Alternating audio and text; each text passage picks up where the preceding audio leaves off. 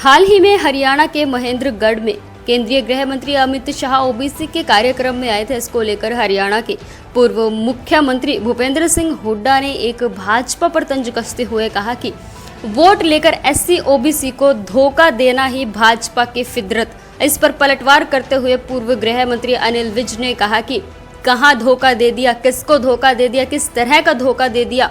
राजनीति में गुब्बारे बेचना हुड्डा साहब का काम है। वे आते हैं और रंग बिरंगे गुब्बारे बेचकर चले जाते हैं।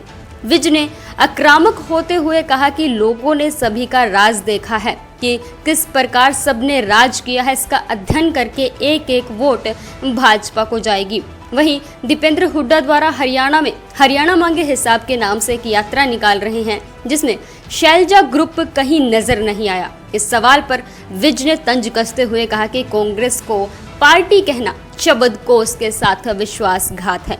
पार्टी में जैसा हमारा देश है प्रजातंत्र होना चाहिए, वो इसमें नहीं है। ये सब धड़े इकट्ठे होकर सरकार को हासिल करने के लिए, लूट करने के लिए आपस में मिल जाते हैं। उसी तरह से ये इकट्ठे होकर सरकार को लूटना चाहते हैं। वहीं हरियाणा के पूर्व उप मुख्यमंत्री दुष्यंत चौटाला ने एक बयान में कहा कि जेजेपी द्वारा जनता से किए वायदे पूरे किए हैं, इसका श्रेय भाजपा ना ले। इस पर विज ने कहा कि हमारी सरकार में जेजेपी लगभग 4 साल तक साझेदारी रही है, तो उसमें हमने जो भी काम किए उसमें क्या जेजेपी की अलग से सरकार थी क्या बिना कैबिनेट के मुख्यमंत्री की अप्रूवल के जेजेपी कुछ पर कर पाती थी।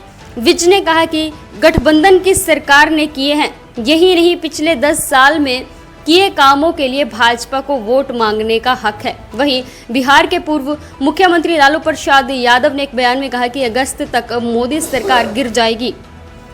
इस पर हंसते हुए विज ने कहा कि लालू अपना तो बता नहीं सकते कि कब जेल जाएंगे और कब जेल से बाहर आएंगे और दूसरों की भविष्यवाणी करते हैं।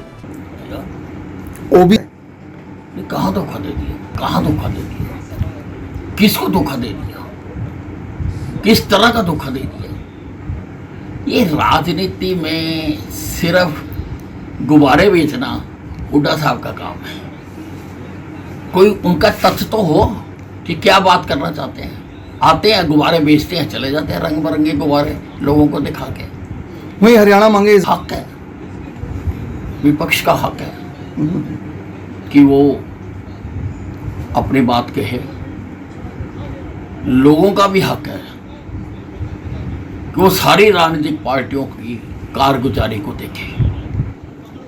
और हरियाणा में जो पार्टियां इस पर चुनाव के मैदान में हैं, लगभग सभी को कभी ना कभी हरियाणा का राज करने का मौका मिला। लोगों ने इनेलो का राज भी देखा हुआ है, लोगों ने हुड्डा का राज भी देखा हुआ है। किस प्रकार से किसानों की सस्ती जमीनें लूट लूट कर भूमि माफियों को दी, किस प्रकार से भर्तियों की मंडियां लगाई, किस प्रकार से नौकरियों के बाजार सजाए। लोग भूले नहीं हैं, लोगों की याददाश्त इतनी कमजोर नहीं है। लोगों ने भारतीय जनता पार्टी का विराट रखा है, जिन्होंने इन सब तरह की कुरीतियों पर रोक लगाई है, सब तरह की कुरीतियों को रोका है, लोगों को पारदर्शी प्रशासन दिया है। तो लोग तो तुलनात्मक अध्ययन करेंगे, देखेंगे भी कौन कैसा है, कौन किस प्रकार से किसने राज किया। तुलनात्मक अध्ययन करेंगे, और जब तुलनात्मक अध्ययन करके वोट देंगे तो एक एक वोट कमल के फूल की होगी, भारतीय जनता पार्टी की होगी, नरेंद्र मोदी की होगी।